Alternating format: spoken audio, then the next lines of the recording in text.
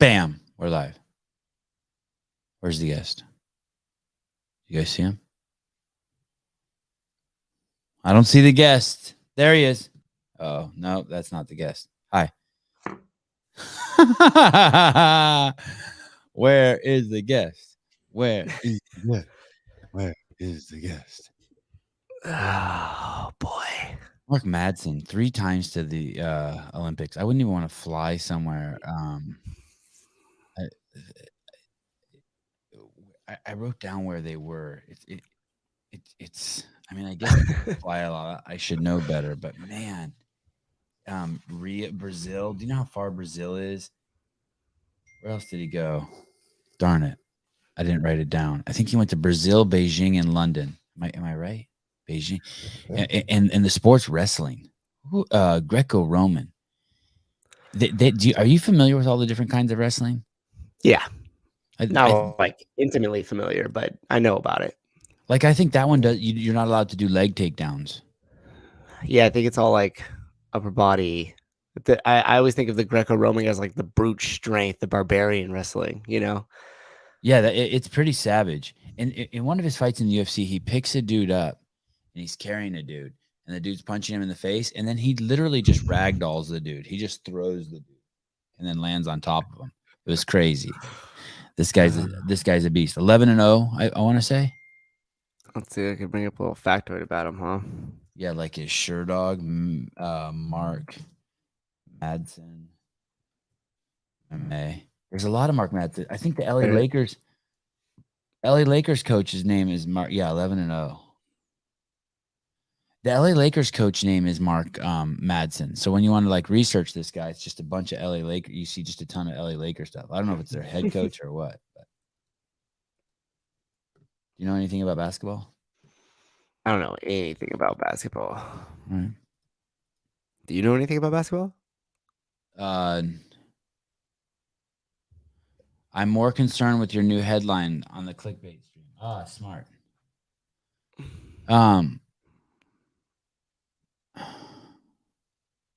Oh, here we go. Yeah. After 3 years or so, during my recent time away and subsequent discussion with the board and our senior team over the past weeks, I've No, decided. Mike's here. Oh shit. Okay. I think you can post. You're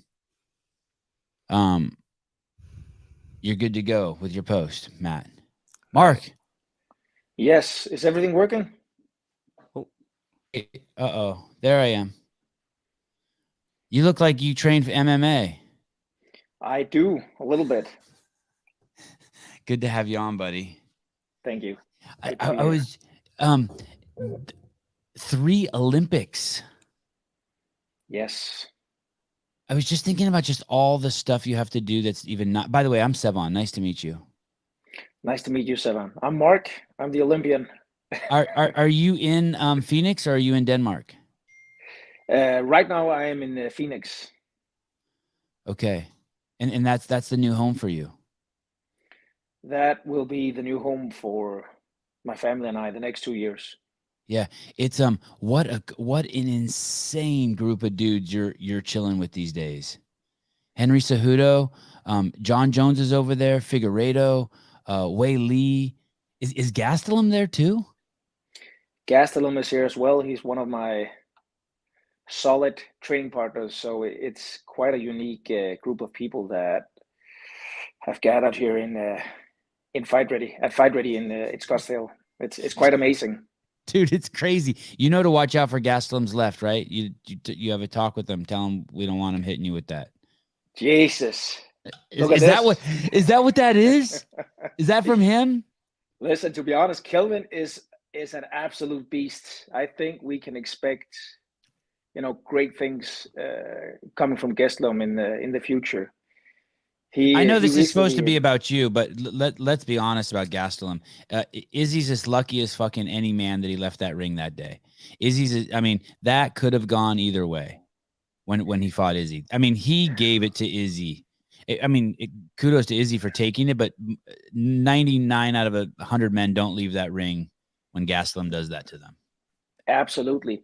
And I think what I find most interesting is how much potential Kelvin actually has behind him. I mean, there's so many things that could be optimized. There's so much coming from my Olympian background. I've been working in this particular area my entire life, and I mean, I honestly believe Kelvin has, the potential, and will be the UFC champion. I'm not sure in what weight division, but I mean, his potential is enormous. And as you just said, I think he has one of the best left right hands in the entire UFC. It's amazing. He's an amazing MMA fighter, and I'm honored to be a training partner of his. No, that's not. This isn't Joe Rogan. This is Mark Madsen. But I understand they go to the same barber, so I understand the mistake. It's interesting that you say that about him dropping weight. Or I'm assuming you meant going down to 171.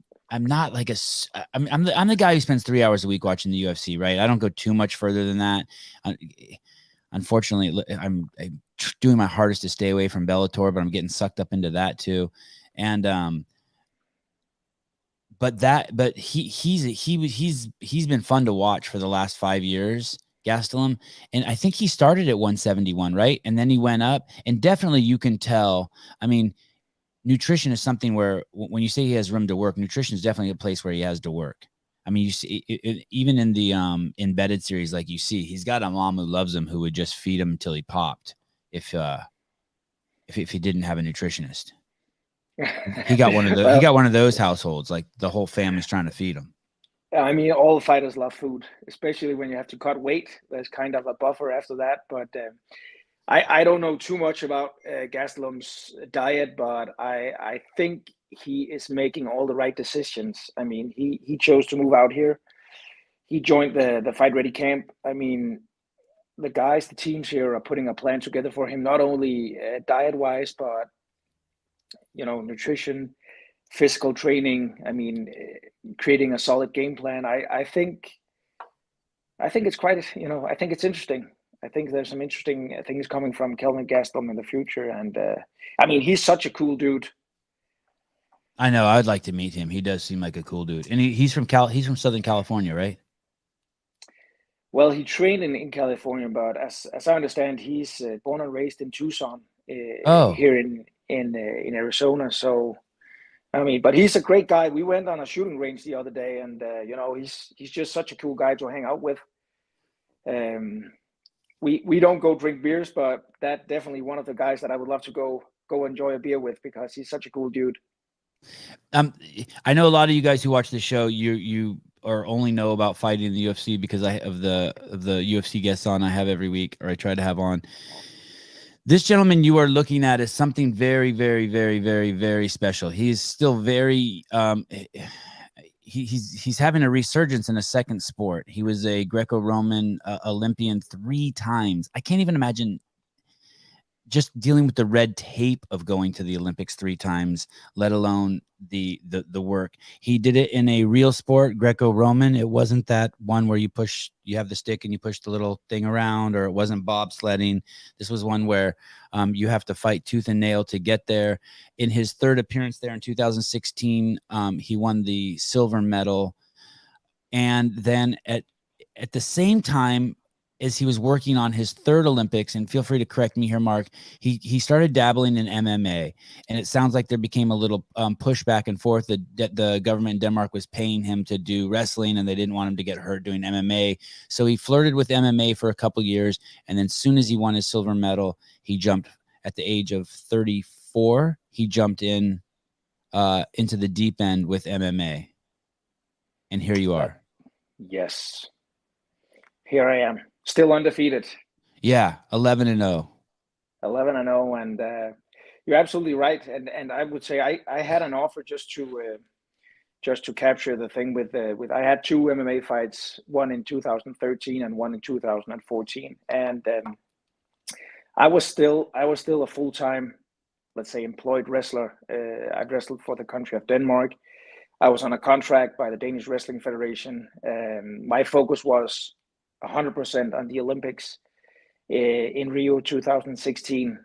However, I got an offer from a local promotion who asked me to do a couple of MMA fights, and I mean it's correct. I had to discuss it with my federation, with the Olympic Committee of Denmark, just to be allowed to go in there and have some fun. So with no real MMA background training whatsoever, I did 2 professional fights. I don't have any amateur experience. I did two fights, and I didn't lock that much MMA time in the cage, but I did get 2 wins, and then we decided to go back to wrestling 2015, 2016, and focus on MMA. And after the Olympic medal at 2016, I felt it was time to move on and accomplish new things in life. And I decided to retire from wrestling and then move into MMA, focus on MMA 100%. So I've been in the sport. In my own calculation, I've been in the sport of MMA since 2018. And I am very proud to be sitting right here talking to you about MMA, UFC in particular, because it's been quite a journey. And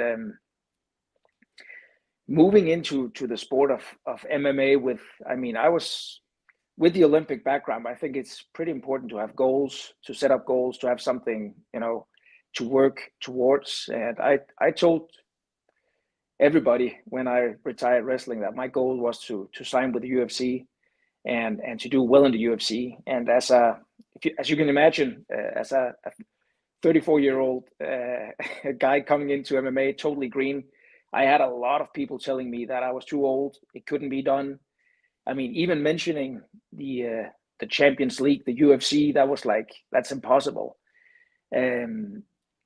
So I've had to work against the odds. I'm the first wrestler with Greco-Roman experience. I mean, with my credentials to ever do MMA in Denmark. So I don't really think people understood what my particular skill set was coming into MMA. But now I'm sitting here, UFC fighter, undefeated. I have a new fight scheduled April 9th. I mean, I'm proud. I'm making the commitments. You should be proud, dude. Just decided to move country. We're not talking about jumping states here. We're talking about moving my family from one country to another, joining a team I believe in, surrounding myself with people on the same path. And just like I'm very excited on the behalf of Kelvin Gastelum, I'm equally excited about my own future goals in MMA, because I believe with the right team, with the right support, I believe the sky's the limit. And I'm here with the ultimate ambition of winning a UFC lightweight belt. I want to ask you a ton of questions about UFC, but a lot of my viewers don't know a lot about the UFC. So I want to back up just a little bit and tell me about. So you're I'm obviously in the United States. I think half my listeners are in the United States. You're born and raised in Denmark. Yes. Tiny little European country, super cool. The time I've spent there, I think you guys have like more bikes than you do people, right? Huge biking country. Yes, it's smart people, clean people. They like to party. They drink a lot. It's a nice people. We know how to have fun. It's I've heard Denmark described as a fairy tale country when people visit from the big world. Keep in mind, Denmark is actually smaller than the state of Arizona. I believe we're around 6 million people. Arizona is around 7 when I Google it. So it's quite a small country. Arizona has more guns than you have people. 4 times as many. That's not a criticism, by the way. I would believe that. I would believe that. And what's it like being born in Denmark? What did your parents do? What were their vocations? What was their occupation? Well, my dad is originally educated as a cook, as a chef. My mother was in daycare, taking care of children. So I come from a very, I would say, very normal middle class Danish family, and it's interesting because I've had this discussion with a couple of people asking me like, where do I come from? Did I have to overcome any adversity?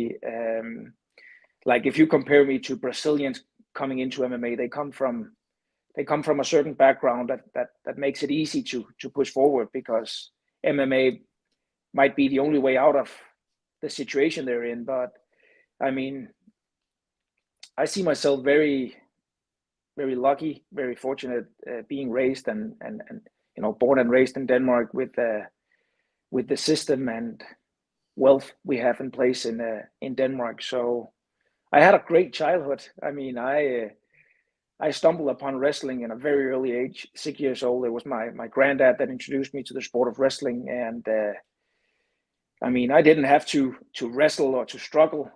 I just found it so exciting. I loved the whole aspect, the grind of wrestling, and all the friends that came with it.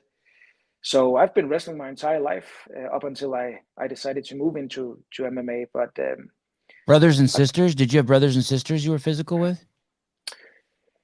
Not really. I'm the oldest of 5. Oh, wow. So I am equally undefeated, unchallenged in my in my family. And so the funny thing is, I'm the only wrestler. There's no one else in my family that used to wrestle, or none of my brothers that are wrestling now. They tried a little bit, but none of them got stuck. So it's something that I like to do. Are Denmarkians affectionate people? Like, I'm Armenian and my family's so affectionate. Like, if my uncles and aunts were always carrying me, my mom always had like a hand up my shirt, or like was squeezing me, or my dad was always pulling my ear, pinching me. Like, just Armenians are just crazy affectionate, right? They're just always, someone's always grabbing me, pinching me too hard, squeezing me, slapping me on the butt when I was a kid. Was it like that? Is that how Denmark is, or is it more reserved? Because I know the reason why I ask is I see this community of martial arts. My kids are in martial arts. I don't do martial arts. And I have 3 little boys. They've been doing it 3 years. And I cannot believe how different they are. They're so physical. Everyone they see, they hug, they hold. Any adult they see, even if like my kid's 2 feet tall and he'll see his cousin who's 6 feet tall, he tries to single leg a 6 foot 18-year-old. And my son's like 7. I'm like, what are you doing? I mean, they just can't stop touching each other. Well, I think, we're talking about a country. So yeah, like the culture of your people, is it opposite of wrestling? I think of Denmarkians as maybe being a little more reserved. Just all of Europe is like not being a touchy-feely people, except for those Italians over there. They got to kiss everything. But then you do a sport where it's the exact opposite, where you just lay around on men, and every picture you guys are holding each other. And yeah, I would prefer not to talk on behalf of the entire country of Denmark. All right. But why not? You can do politics after this. Why not? Let's give it a stab. Let's be prejudiced and lump them all into one pile. Yes, let's be careful here though. But I mean, we as a family might be more reserved as you describe.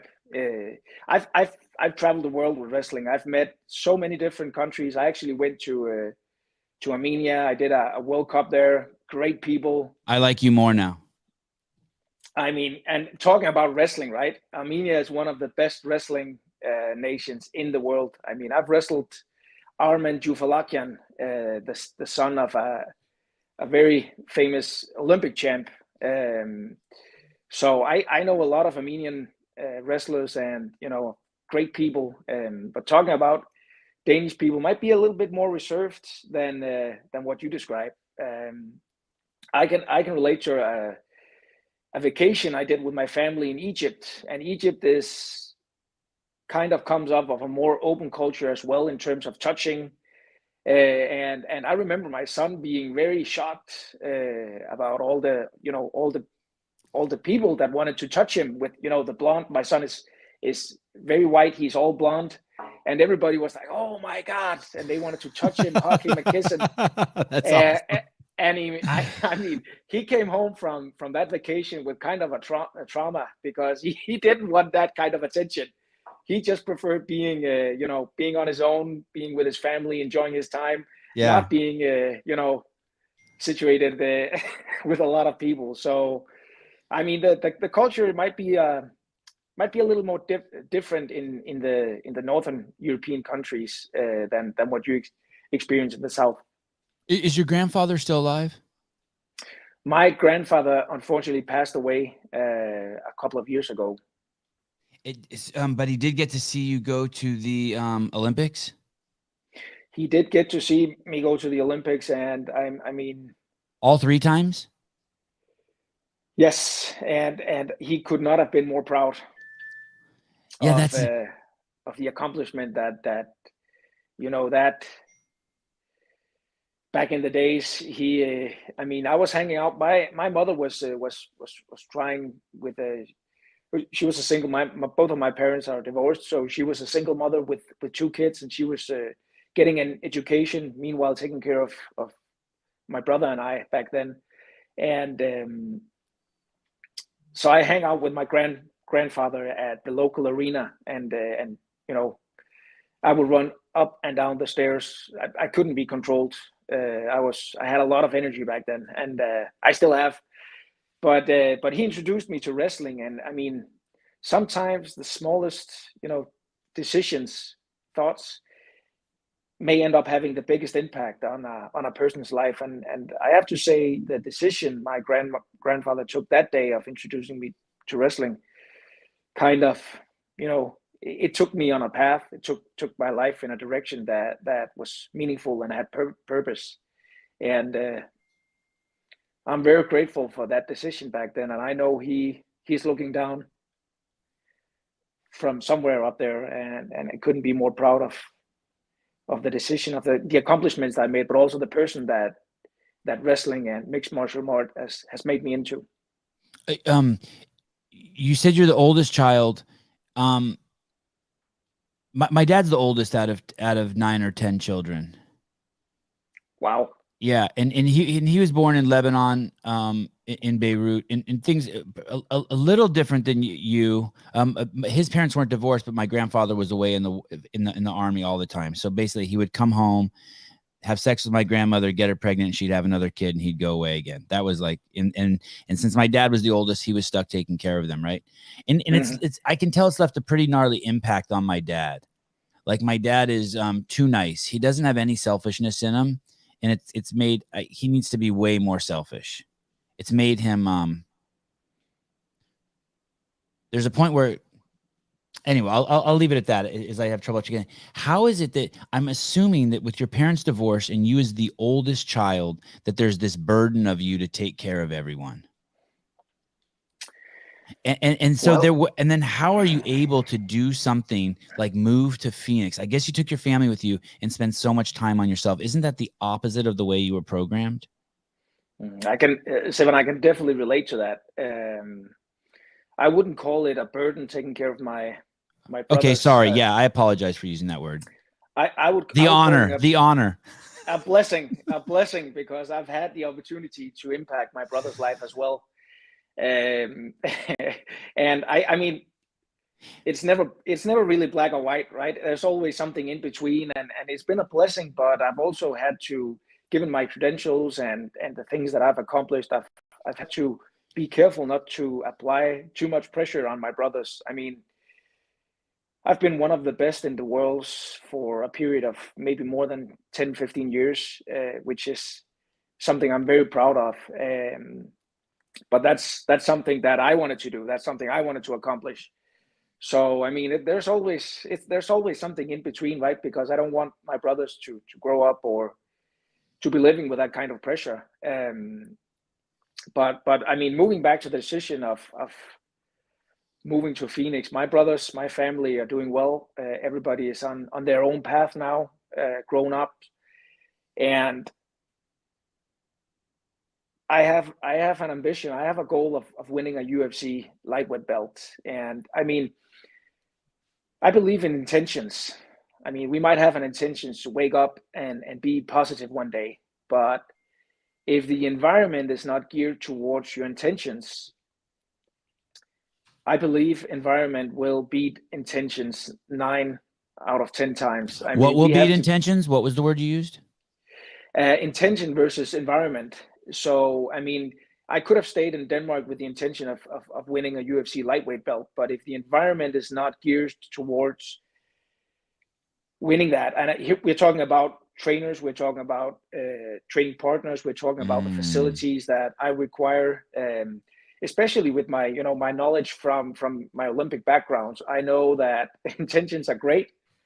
They will get me up 4 a.m. in the morning if I need to, but environment, you know, the right people, right training partners are crucial in order to succeed at the highest level in sports. So this decision of moving to Phoenix is selfish. It's something I want to do for myself, but also for my family. I'm moving here to put myself in the best possible position in order to accomplish what I want to accomplish. But I also have to say we're moving from one country to another country, and looking back, if we start with the finish of this 2-year journey, my family and I have to be able to look back on this journey and have accumulated a lot of great experiences. I mean, looking back at an amazing time. And right now I'm sitting here in Scottsdale. I mean, the sun is shining outside. I have practice in like a couple of hours with some of the best guys in the sports. I managed to move myself from a situation with not that good possibilities of an outcome into something with, you know, all the possibilities. The truth is too, and it can't be said, that you are training with the best guys in the world by far. Maybe there's other best guys in the world too, but they wouldn't let you in there if they didn't think you were going to sharpen them. You said that's really, really fascinating what you said. It's so obvious, but you said it so well. Every aspect of there has to have the intention of carrying to victory. This isn't a game. This isn't a, as you called your first 2 fights, a hobby. Mm-hmm. This is you guys all know you have to do the journey and be present for it, but this is about getting to point B. This is not about like, this is, and all of those people have to have that same intention. Yeah. And what a huge compliment it is to you, to each of you, that each of you accept the other person. Like if they thought someone would, if John Jones, I have to assume, thought that someone was wasting his time, even a tiny bit, he'd be like, get the fuck out. Right. Absolutely. I mean, and it's nuts. And then between you and Henry and I don't know who else there has been to the Olympics, there's just such a wealth of top level competition there from everywhere. Mm-hmm. Which is kind of amazing and extraordinary. And you're absolutely right. I feel very, very blessed that I am able to be a part of that group of extraordinary people. But equally, I think everybody has a plan, right? I don't know. I don't know if I don't have a plan. Well, I have a plan when I'm done talking to you to go to the skate park with my kids. I'm going to try not to drink any alcohol today. You know, those are my plans. Not to become UFC champion. Well, I mean, that sounds like a plan of having fun. So God, I wish if you were my brother, I'd be fucked. My parents would hate me. Yeah, that's what I'm talking about. So we need to loosen up a little bit. But no, what the thing is great here is I have people around me that challenge every aspect of my approach towards the sport. And I've been an Olympian my entire life, and being an Olympian, 3-time Olympian, that's a span over 8 years, maybe even 12, because you need time to prepare for the first one. Yes, sir. And then you have time leading up to that. So, I mean, it's a mindset, it's a personality trait, it's a lifestyle that I've enjoyed and encompassed for the most of my life.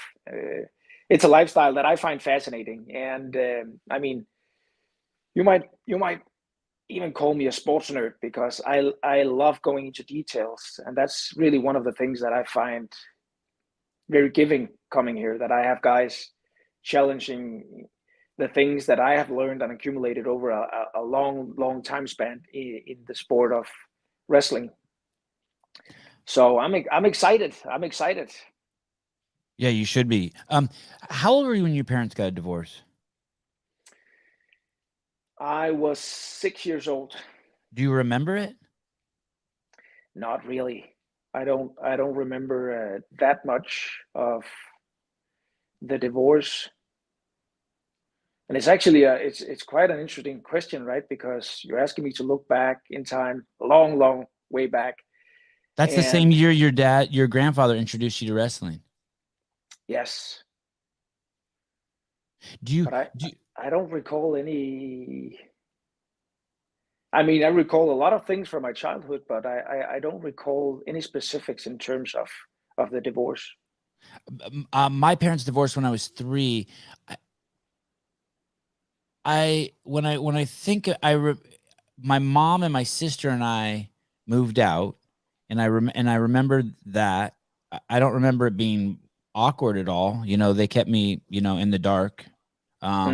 And I remember just my dad would still come over and have dinner or hang out, and then I would see him on the weekends, but it was normal. But my sister was older. My sister was your age. She was 6. And I just think now I have 3 boys now. And like, I just can't imagine, and I'm not judging my parents for it, but I just can't imagine divorcing my wife. I just can't, like, what would happen to the kids? I mean, I love my wife too.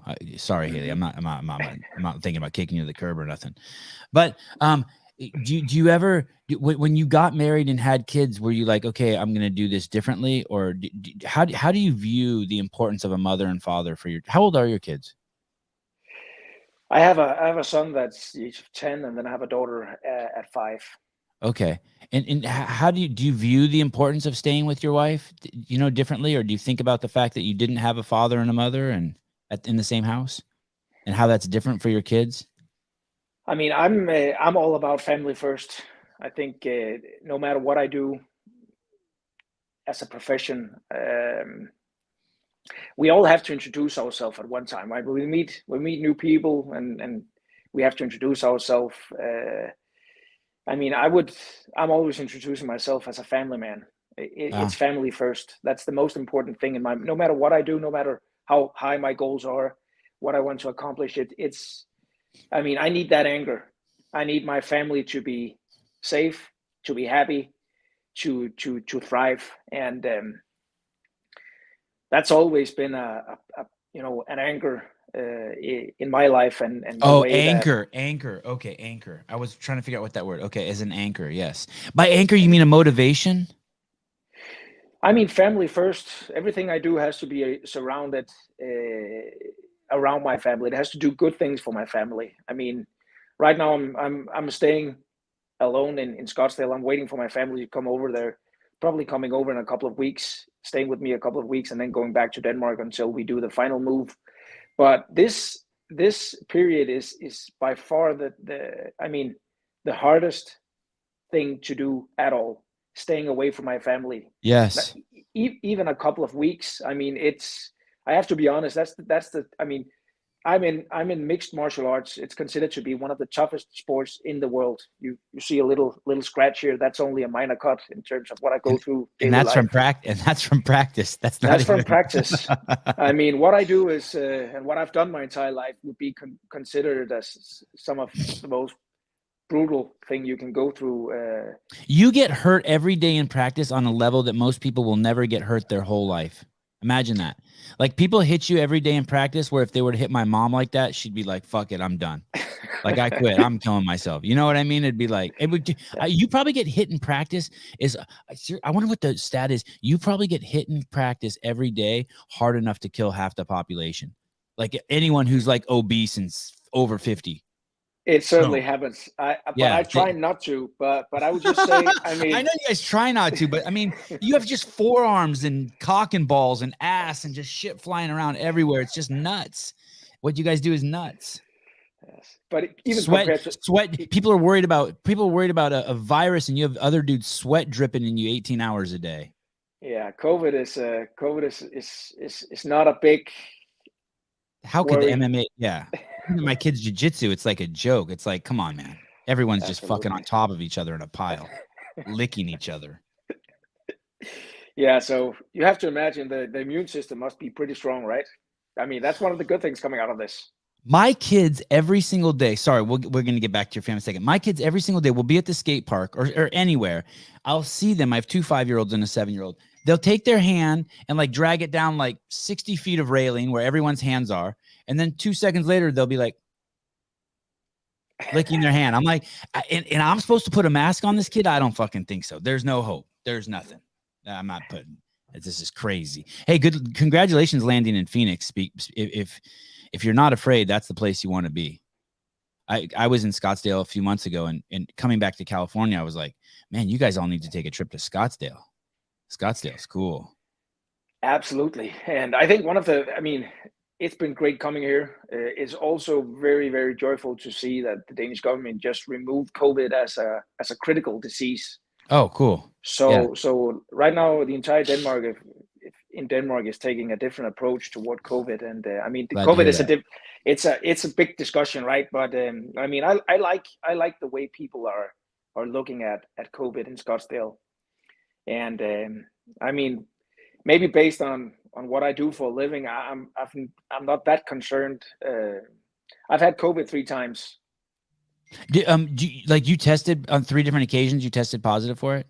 Yes, and one of the times I was actually in camp. I had 2 trainings a day, 2 sessions a day, and I tested positive. And I did feel I have to say, I did feel a little bit tired. I didn't recover as well as I used to, but I was able to do 2 trainings a day.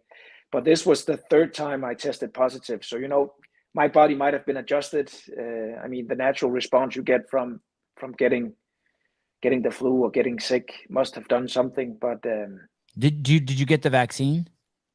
I am vaccinated too, because one of the things that I needed to get in order to pursue my dream of going to America was to be vaccinated, fully vaccinated. Yeah, I'm sorry that if I was president, I would have never made you do that. I'd been like, hey, this is a healthy Olympian. We need him here in this country so other Americans can see what a healthy man looks like. But that's just me. I'm not the president. Personally, and it's interesting. It's interesting that you've had it 3 times and you've been vaccinated, because I always have this concern that the vaccine forces your immune system just to look for German Shepherds, and then all the other dogs can come get you. You know what I mean? Whereas if you get it and you're not vaccinated, your whole immune system's like, okay, dogs are bad, they bite. And then it fights off all the dogs. That's kind of my theory. I'm no scientist, but I'm smarter than most of them. Logically smarter. I don't have an intimate knowledge with the chemistry of it all, but I can still think. I know 2 + 2 is 4. I think the natural, immune response is probably one of the most powerful things that we can do. And just like I'm training my body every day in terms of sport, I do believe that we should be training our immune response as well. So I'm not saying not to get vaccinated, or right. I'm not saying to get COVID, but I do believe in the natural way. I think it's just, some of the things that's going on right now is unnatural.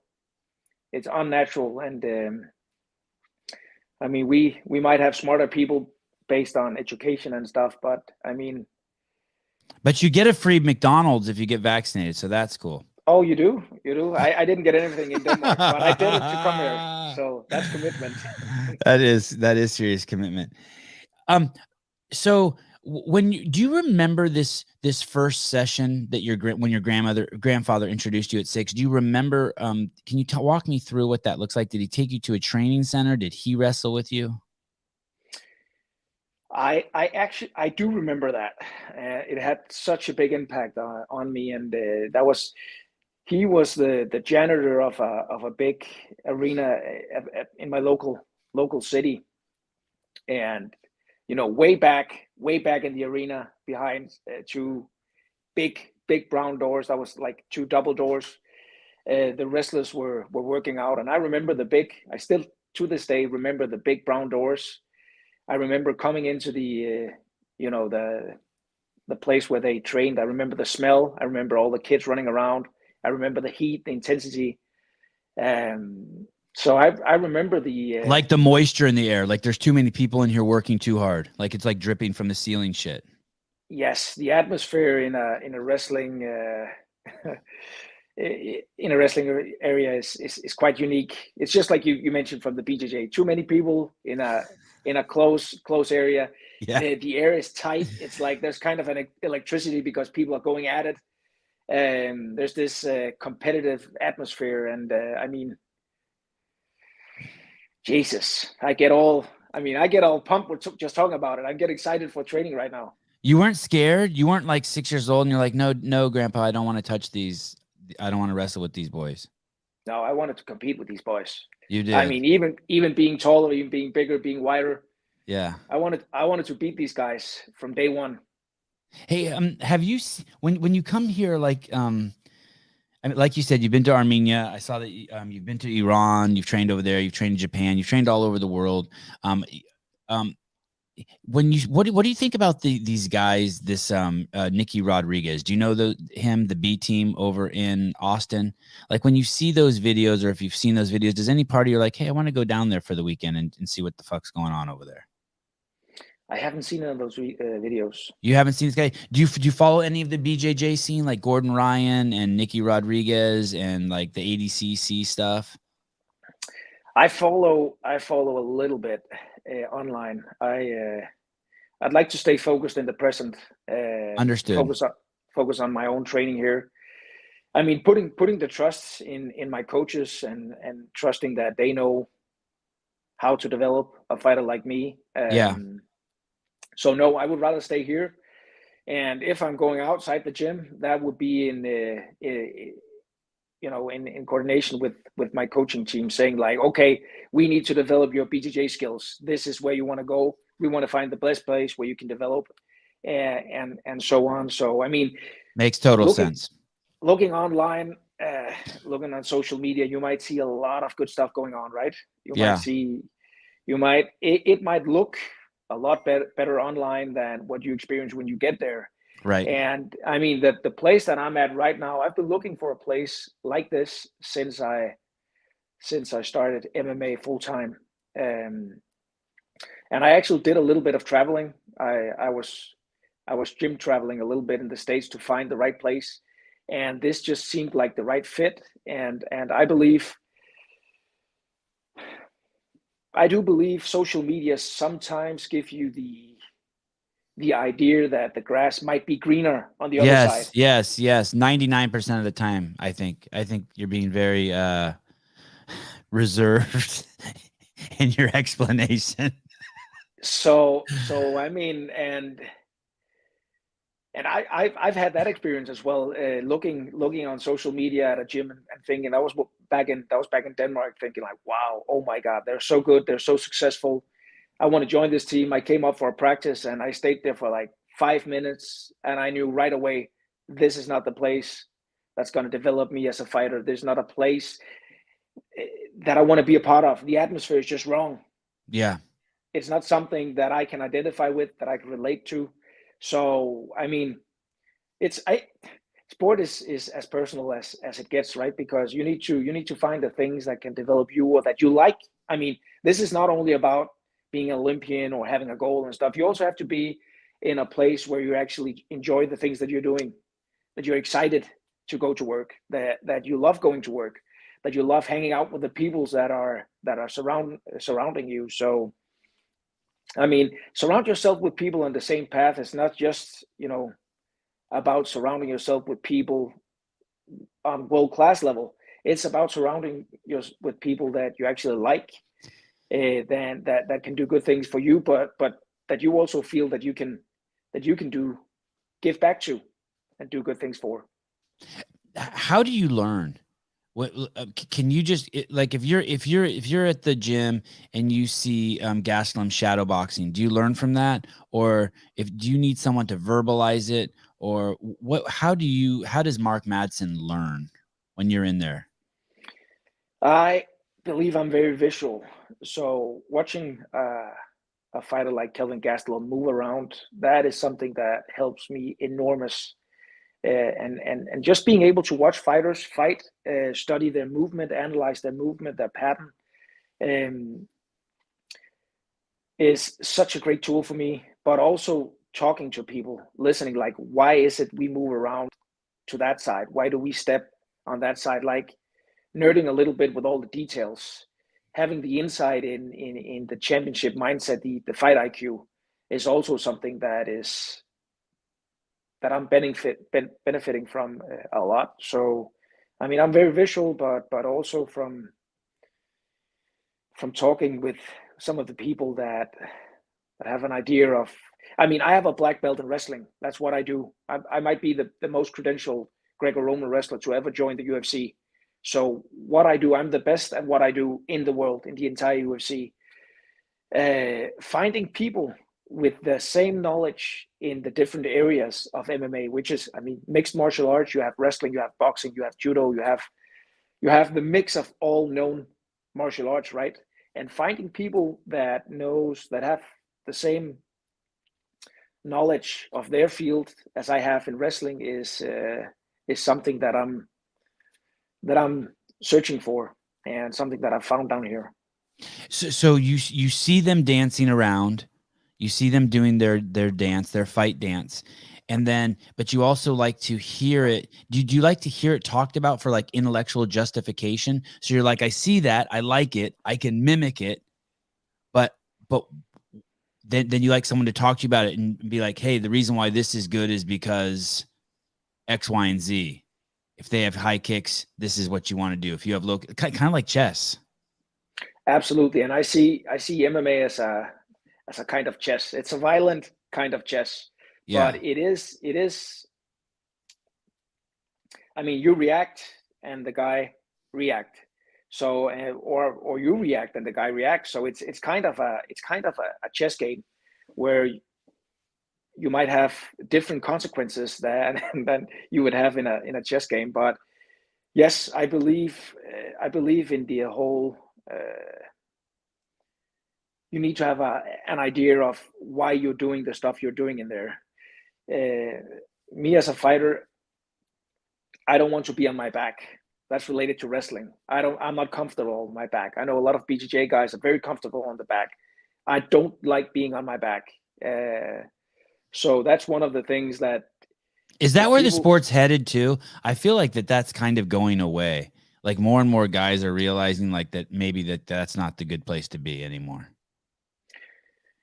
Is it evolving that way, or are you too new to it to know? Just I would probably say that I'm too new to know the sport. I can just say it seems like it's a healthy intuition to not want to be on your back. Yes, I mean you can still do a lot of great submissions from the back, and I've rolled with a couple of guys that are great on the back, where I have to be very careful on what I do. But I mean, staying on top is always a good thing, not only in wrestling but MMA and MMA in life, right? Stay on top. Yes. That's a winning position. Unless she's really nice. I tell me about Greco-Roman wrestling. You guys, I don't know anything about it. You guys don't do takedowns? You guys don't grab legs? Like every video I see of you, you're picking someone up and just throwing them around like a rag doll. You guys don't do leg takedowns? No, so you would have two Olympic styles. You would have freestyle, which is what we know from American wrestling. It's kind of like folk style. Greco-Roman it's only allowed to throw people and grab people above the waist, which is the biggest difference. In freestyle, you're allowed to grab legs. You're not allowed to grab legs or use legs in Greco-Roman, which makes it a little bit different. Yeah, so tell me the cons of being programmed to not grab the legs, and then the benefits of being so specialized at grabbing above the waist. I do want to mention one thing that I saw. It was a fight you had. It's in your highlight reel. I'm sure I'm not going to describe it correctly, but you grab a guy and you pick him up, and he starts punching you in the face. And basically, he's not only punching you with his fist while you're holding him in the air. He looks like a kid having a temper tantrum. He's not only punching you in the face, but he's like dragging his forearm then across your face and elbowing you. And then you take either one or two of those, and then you realize, fuck this. And you just, I don't even know how you do it. You throw him to the ground like he weighs like 20 pounds. You just your whole body just jerks and you guys go flying. And then I think you end up beating him like in 42 seconds. I think that was like the beginning of the end. It was very early in the fight. So my first question is what are the benefits of being so disciplined, of having to focus on the top people? And the second thing is, was that delay that he got that punch in something that you need to work on? Because it's like, hey, in your in the Olympics, no one would have punched you in the face. You could have hung out there for a second and got situated. So those are my two questions. Yeah, I think that was, it was like crushing a can, right? Him, I don't know what you did. You basically, he punched you, pick him up and you're like, oh, this guy's fucked, and then he starts punching you in the face, and then it's like you almost like you realize, oh shit, I'm MMA, not wrestling. Yes. And then you just fucking demolish him. He goes flying. I think you go flying with him and land on top of him, and you make him pay dearly. I mean, you ground and pound him to pieces. That was actually my first fight in MMA. That was the fight I mentioned in 2013 with no MMA experience, no real practice leading up to that. I mean, that was pure wrestling. So I think having a black belt in anything, I mean, whether it be boxing, wrestling, Greco, or freestyle, I mean, just having a black belt in that, being comfortable in that situation, that gives you the ability to focus on other stuff. I know if I land in a clinch with anybody, that's going to be where I'm comfortable. I'm the best in the world in MMA when it comes to the clinch. So that alone gives me the ability to be working on other stuff, because I know when I'm in here, I know exactly what to do. I know how to get a guy down. But it also challenges a little bit because I've not been used to people grabbing my legs. So that's something that I've been working a lot on, which is also why I'm down here. I mean, Arizona is a great wrestling state. You have ASU, you have Valiant Wrestling, which is a high school that is killing most of the country in wrestling. So, I mean, great wrestlers down here in folk style, freestyle. You have Henry Cejudo, Olympic champion freestyle. I mean, I need to learn more about freestyle and folk style, getting comfortable with people grabbing my leg. And that's something we've put a lot of work into, and it's something that's beginning to be fun now because I have the power. That's another thing that I would say is the big advantages of doing Greco-Roman. You have like your upper strength body wise is second to none. Yeah, you look so strong, it looks freakish. And I know a lot of really, really strong people, but really strong people. And I don't think any of them could do what you do. Even though they're probably 4 times as strong as you, I don't think that they can throw a 150-pound man the way you did. I know they can't. It's weird. I mean, it wasn't even like you used momentum. You were holding him.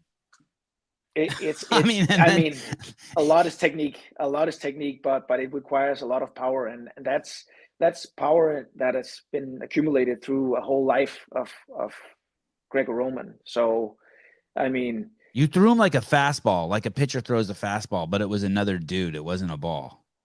Exactly. And we need him to land as hard as the ball. We need him. Yeah. We can knock him out with that would be good. But I mean, there's a lot of pros, there's a lot of cons. We've had great Greco-Roman wrestlers joining the UFC before me. Randy Couture had a great Greco-Roman base. You had Dan Henderson, you had Matt Lindland. So there's been a couple of very, very good, very talented Greco-Roman wrestlers that has joined the MMA and UFC in particular and has done amazing. I mean, Randy Couture was 43 years old when he won the UFC belt last time. So Dan Henderson was a Greco-Roman wrestler. I didn't know that.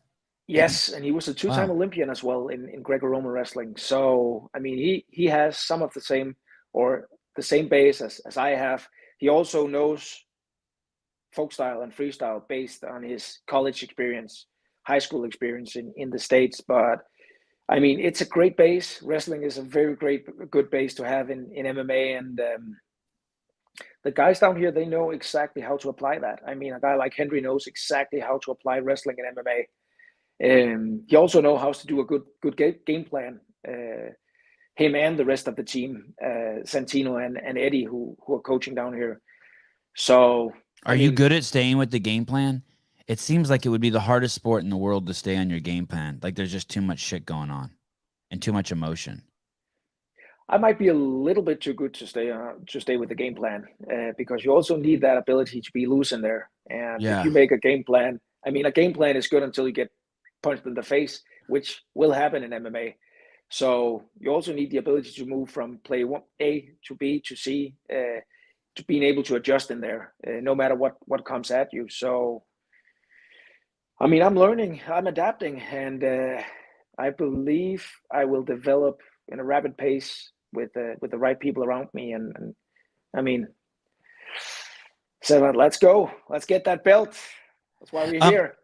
It's a crazy division you're in. You're I want to say this and be most complimentary, because I mean it in a complimentary way. But we saw what happened to Ben Askren. Something I don't want to take be disrespectful to him at all. I mean the guy is amazing, but you see he didn't look like he belonged in MMA. He just seemed a little like he needed more development with his striking. But then we saw you in there with Clay and you were jabbing him. And he's a tornado. Were you pretty like when you were in there with him, and then afterwards as you reflect, were you like, holy shit, I'm fucking punching this guy in the face? I mean, because you would think that you would think that no matter how much you train, I'm sure Ben Askren trained boxing like to death, and then he gets in there and it's just gone, right? Like you just go back to what you know. Yeah, that's I think that would be natural, but one of the things that I'm very good at learning new skills, adapting to new skills, boxing in particular, Muay Thai, throwing knees in there, throwing elbows in there. And I mean, the way camps are being run down here makes it easy for me to bring what I learn at practice into the fight. So, I mean, jabbing Clay, he's a tornado. He's an amazing fighter. He went on to beat Santos in the next fight. He looks so good against you. It's crazy how good he looked against you. It's kind of unbelievable he's as old as he is. I mean, he is nuts.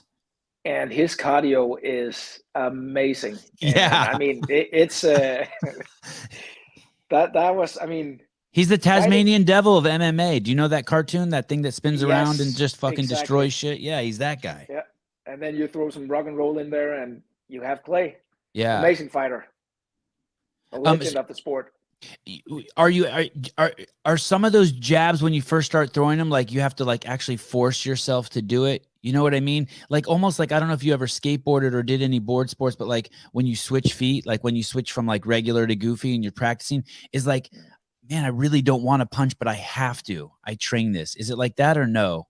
By the time you get in there, it seems natural.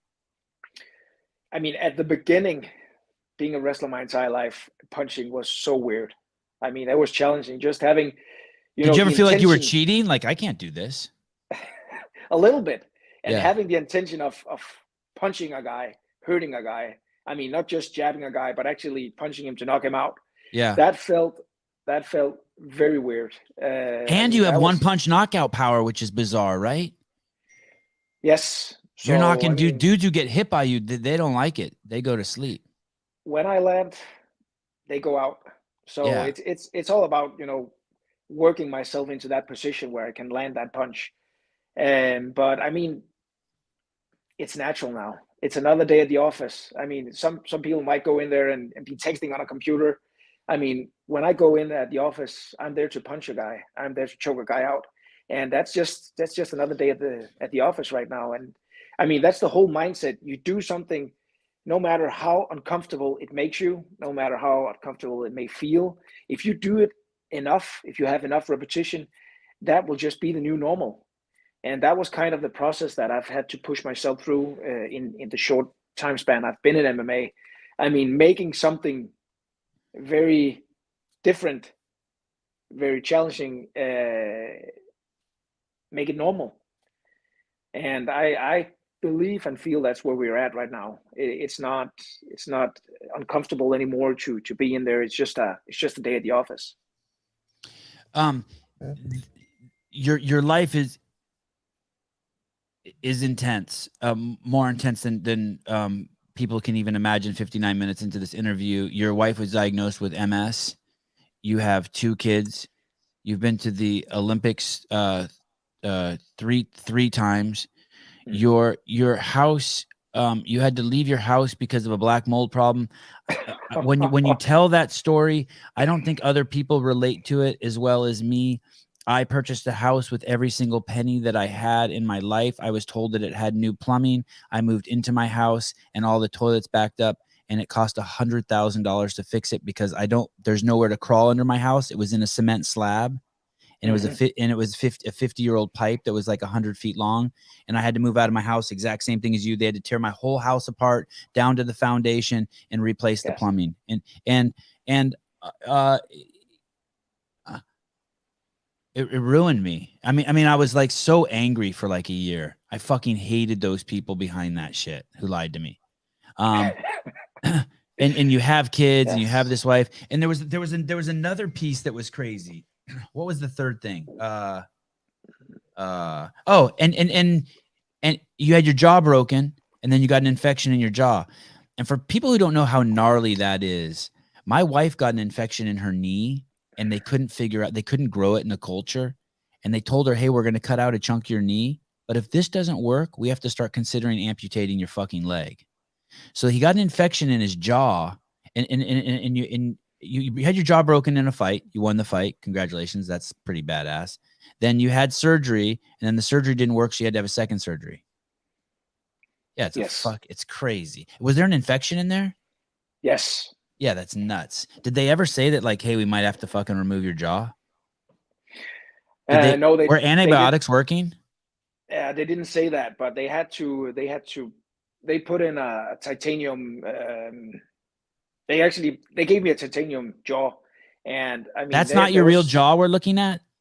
Now it is, because they had to take out the whole piece because it was infected. So, but Sivan, life, it hits us all. I mean, we had more coming at us 2021 than I have had. I mean, my family and I had combined the last 10, 20 years. And you thought that maybe your MMA career was over. You thought, okay, maybe it's time. I'm just going to settle in Denmark, get a job at a local high school, teach wrestling. Like those thoughts were creeping in. Like, how am I going to overcome this? Is too much. These are too many things. Absolutely. I mean, the thought was there. I think we had so much coming at us. The house was being pulled apart. Like, even the roof, there was nothing left. There's nothing left of our house. It's been completely rebuilt. I had a wife with MS that was really, really bad at the time. She was not doing well. How is she now, by the way? She's fully medicated, and it's way, way better. I mean, she's in the best place we could have hoped for. So we are very grateful for that kind of development. I didn't see that coming at all. But yeah, I mean, I was actually, and we were discussing what's the best path to take from here with all these things going on. I mean, what I'm trying to accomplish is just not being a part of something. It's not just about going to work, right? I want to be the best at what I do, and to be the best at what I do, we need to have like a solid base. I need my family. I need the saying, happy wife, happy life, right? And I need everyone to be happy at home. I need everyone to be in a place where they're in balance and they feel good. And I mean, 2021 was none of that. We had to fight every single day to get, where we wanted. And I have to be honest, I was considering retiring MMA. I was considering retiring sports completely, find a job. I mean, we do have a very comfortable life in Denmark. There's a lot of opportunities, a lot of exciting things that I could be doing if I didn't have the ambition and the dreams I have towards MMA. So, I mean, like what? Like what would you do? Like would you be a broadcaster, or would you work help coach the Olympic team, or what would you do? I see you in a suit a lot. Well, I've done a lot of. Would you put on a suit? I've done a lot of commentating. I've done a lot of TV shows in Denmark. I'm speaking in Denmark. We have a lot of things going on in Denmark, and a lot of exciting stuff. Maybe a little too much in terms of the focus that I need to have on sport. But I mean, lots of opportunities. So, I mean, the thought that the discussion we had about retiring MMA was real, and have I not found the team that I've found down here in Arizona at Fight Ready, I think it would have been natural to retire. I mean, I was in the middle of all the things you just mentioned, and not only that, I think looking back that I've been in a very that I've actually been suffering from stress.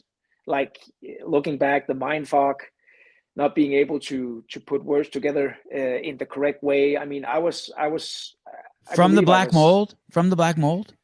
I think it was a combination of living in a house infested with black mold, the stress that comes with a chronic disease as MS, being the sole provider of my family, taking Yeah. care of my family, having, putting the response. I mean, it's family first, Savan.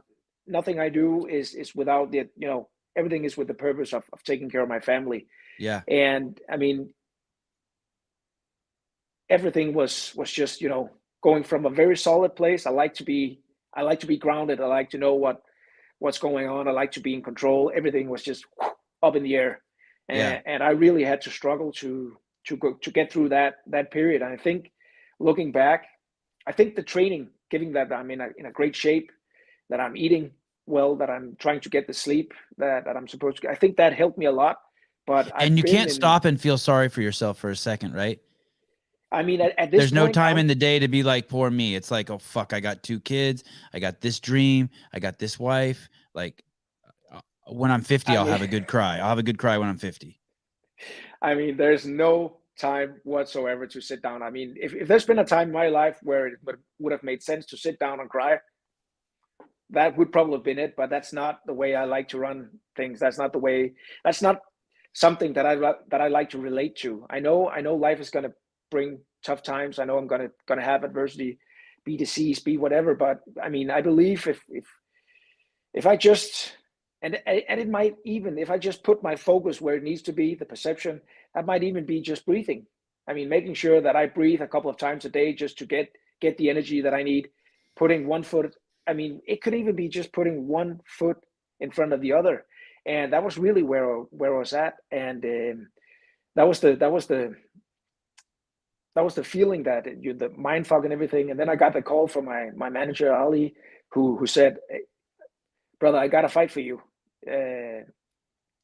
And I mean, in all of that, I knew that I also had to fight for my career. I mean, being a UFC fighter is something that a lot of people want to do. If I'm not fighting, someone else is fighting. So it was also about taking care of my career. So I accepted the fight. I flew out to Vegas, no clue whatsoever where I was going to do my fight camp. It was kind of just, okay, Wow. we're going. This is now. This is, I mean, Who's we we? had Who came with you? Did a coach come with you? it was my I mean, I've done this with my wife. We've been doing this together. So I mean, when I say we, that's my wife and I. We discussed it and say, hey, it's either we either retire now or we say go. I mean, we can't prolong this anymore.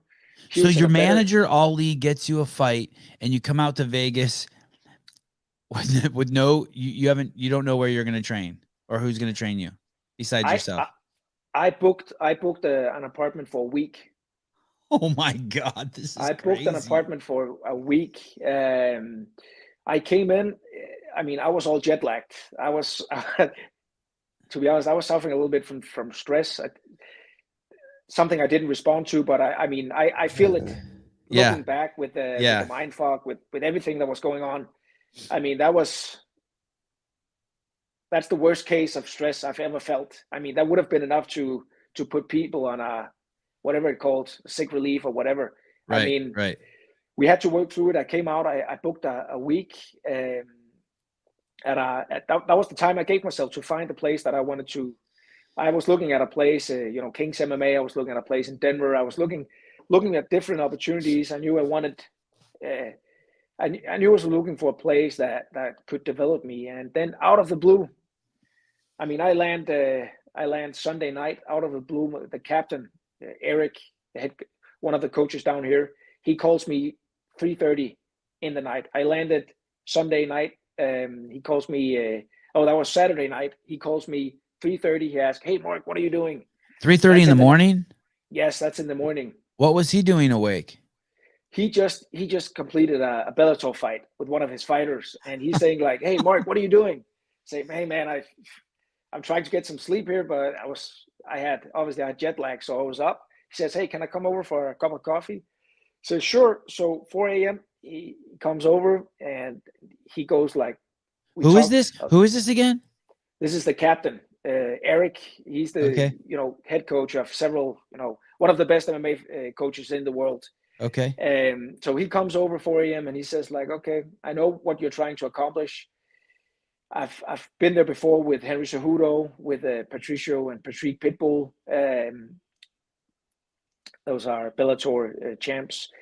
I think you should consider driving down to Scottsdale and see the setup we have down here." And so we discussed it a couple of hours, and he almost missed his plane. He was going back to Phoenix 7 a.m. He almost missed the plane, but so I thought about it a couple of days, and at that, how do you explain that? At the mindset I had back then, I was just like, Jesus, I don't know what I'm going to do here. It felt kind of overwhelming. Yeah. I thought like, okay, let's just do the camp here in Vegas, because that's Yeah. That's the easy thing. I knew it wasn't the right thing to do, but easy, convenient, it's still good. Yes, but somehow, and I can't really explain it. I can't really explain why the captain calls me 3:30 and asks me to come down. Like, sometimes if you send something out there in the universe, it will respond. It's just a matter of you're able to listen to it, right? Right. And I don't know what happened, but I mean, I booked a car. I did a road trip down to Scottsdale. Yeah. I had the opportunity to see the team that was working with the Korean Zombie, another great fighter, actually a guy that's fighting for a belt, April 9th.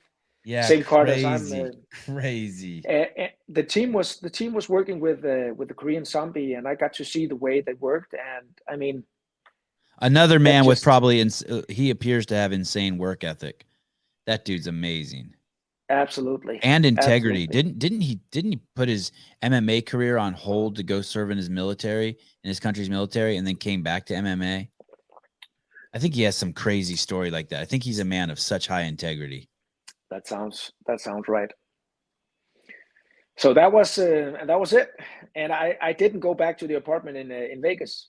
I mean, it was still there, but I stayed in Scottsdale, and I mean, I slept a couple of days around at some of the guys at the gym, and then I found a place down here. I called my wife and say, "Hey, this is it." And then I brought my family out. We stayed here for the entire camp leading up to Clay Guida. Wow. You must be so proud also to introduce your kids to so much. For people who don't know, have never been to Scottsdale, Arizona, there's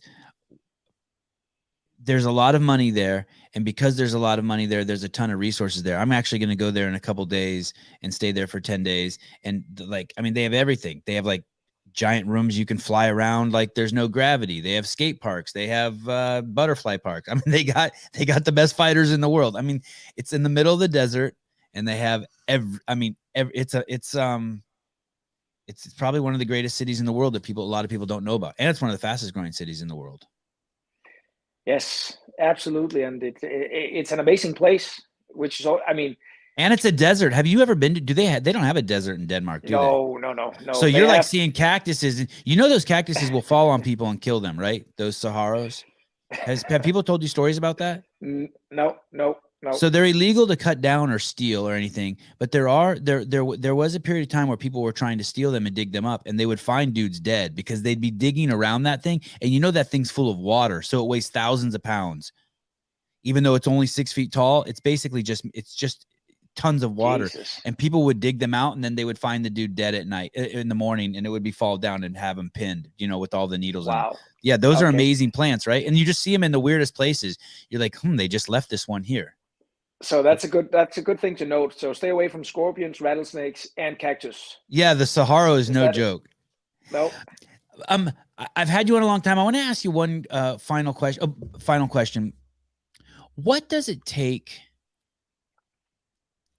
to be in a relationship with someone who is performing at your level? I don't think a lot of people understand what it's like to be the husband or a wife of someone like you. you're not going to meet someone and like who's great and then just like ride their coattails. Like I'm trying to figure out how to like you're not normal people. Like you can't bug like a great you can't try to cage a hawk. If a hawk is trying to set a world record for flying high, you really can't do a lot of shit with that hawk. You have to kind of be in observer mode. It takes a special person to be with someone like you, right? Absolutely. First and foremost, a lot of love. Yeah. That's an important ingredient. And you need a lot of love. You need a lot of like, so that will, and let me tie this to that question too. I feel like there's two kinds of people in this world, and maybe there's more, but there's people who are like succeeding because they have an axe to grind. That teacher who called them fat in the 4th grade, they're going to show fucking them. You know what I mean? Mm-hmm. Or there's people like me. I don't have like an axe to grind with anyone, but my mom and my sister and my wife believe in me. And so I'm like, fuck, I better not fuck up. Mm-hmm. You know what I mean? Like I have people who believe in me, and I need that. I need that love. I need crazy amount of love too. Okay, sorry. Go ahead. Yeah, but I can relate to that, and so a lot of love, and it's also about having fun. I mean, you mean like not to make things heavy? Like you can't have her make things heavy? Like if something's bothering you, she has to have fun and make it light? Like she has to be like an alchemist? Is that what you mean by have fun? We have an amazing word in the Danish language. It's called pyt. Pyt? Pyt, and it's a very short word that means don't worry about it. If something goes wrong, if something goes like you didn't expect, pyt. Don't worry about it. And I think that's one of the key words in all we do, right? Because we strive very high. I mean, we believe the sky's the limit. We do what we can. We put our best at it, but we also have the buffer that's put. I mean, none of us are committed above our abilities. I mean, and that's really why I love sports, because it gives me the opportunity to find how great can I be. But there's like that we need the buffer saying like, okay, this is my limit. This is the best. This is the furthest I can go. This is what I got in the tank right now. Not only as a fighter, but as a husband, as a father. I truly strive towards being great at several things. Being a great father is one of my biggest goals in life. Being a great husband, being a great person. I want to be someone that my kids can look up to, can admire, looking at and be inspired, saying like, okay, when they find themselves in a situation where they feel doubt, when they're afraid of what the future holds, I want to be able to inspire them towards taking that jump, taking the leap, trusting in no matter what happens, you'll land on both feet.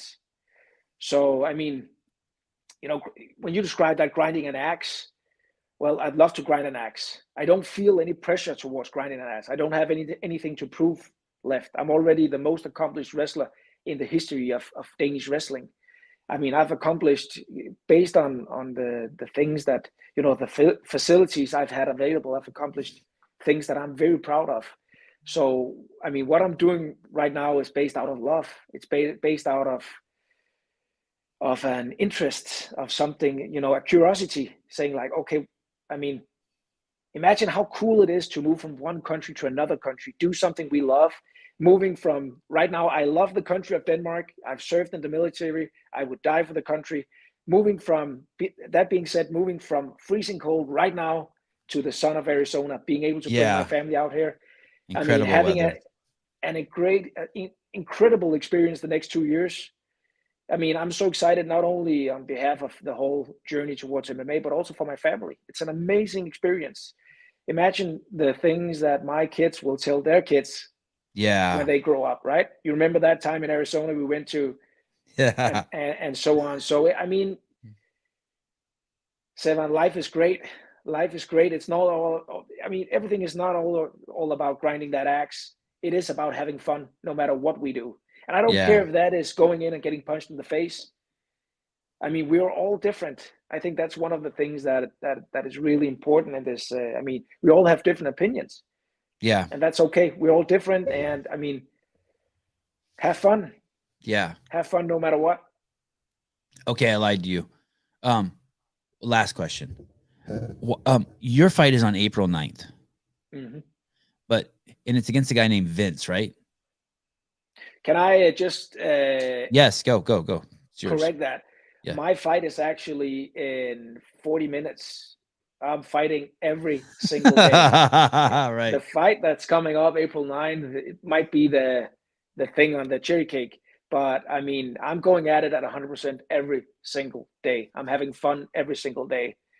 So next fight is in 40 minutes, and I'll have another one later today.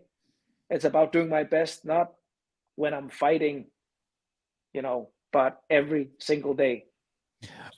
Why did they move your scheduled fight? And does that drive you crazy? No, I mean, I'm the reason it's sitting right here. I have to take responsibility of that. With all the things that we had going on in Denmark, I thought after the Clay Guida fight, I thought I would be getting back to a house that was fully renovated. Right. That got postponed. We had some things that we needed to attend to back in Denmark. So I mean, I actually had to ask the UFC to postpone the fight because I wasn't ready. Gotcha. I mean, I wasn't ready. So I mean, I came out here a couple of weeks ago and I've been going at it 100%. But I believe, I believe in things happen at the right time for the right reason. Yeah. And it wasn't the right time. That time was about being there for my family, being there for my wife, family first. My family needed me at that time. I would have loved to do the fight. Don't get me wrong. That part is nagging me a little bit that I can't fight that soon. But it was, I mean, you're asking me to fight or taking care of my family. And as I said during this talk, I mean, family first, no matter what. Yep. It's been the theme. I'm really impressed, man. I really appreciate your time. When you responded to me on Instagram, I was tickled. I'm so happy. We've had a ton of amazing people on here. The last Olympian we had on here, we had Kayla Harrison on here a couple weeks ago, and man, you guys are special people. You really, I really feel. Thank you, Seven. I feel like I grow just being around you guys. You're a man of positivity, family. I'm a father too. You inspire me, and I appreciate it. And we will be watching on April 9th, and I'm super excited. I believe in your 2-year journey. So we'll be in touch. Thank you so much, Sevan. Thank you for having me on. Yeah, absolutely.